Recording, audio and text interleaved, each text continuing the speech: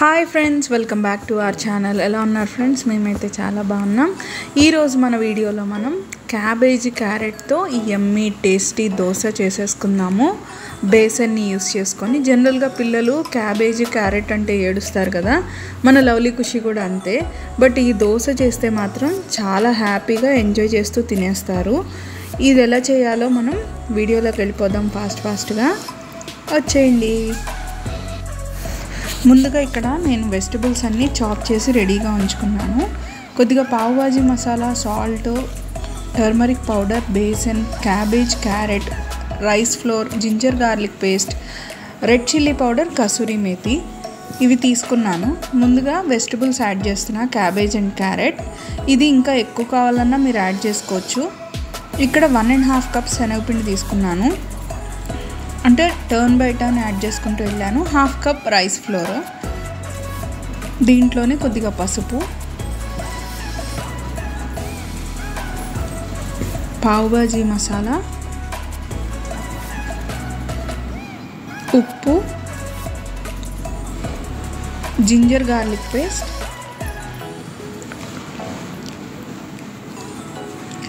అలాగే కొద్దిగా కారం. పిల్లలు తింటారు కాబట్టి నేను ఇక్కడ కాశ్మీరీ కారం వాడాను. అలాగే కసూరి మేతి, కొత్తిమీర వస్తే వీళ్ళు అంత త్వరగా ఇష్టపడరు, అందుకని నేను కసూరి మేతి వేసాను. మీకు పుదీనాకు కొత్తిమీర ఇష్టమైతే అవి కూడా యాడ్ చేసుకోవచ్చు కసూరి మేతి ప్లేస్లో.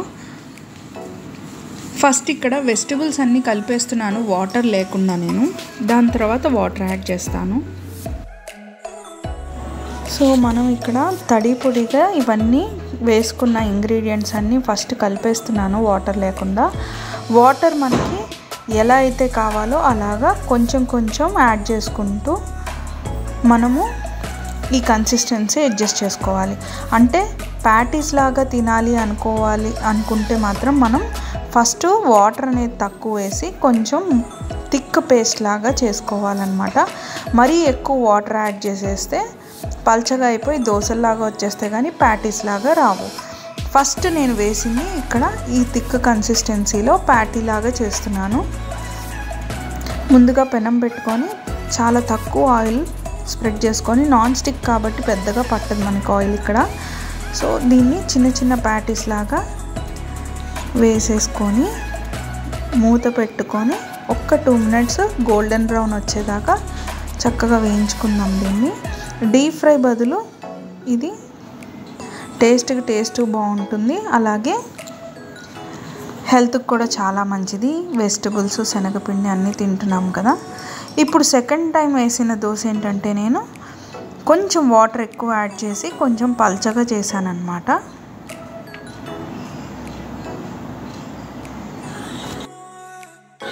ఇక్కడ మీరు డిఫరెన్స్ చూడొచ్చు.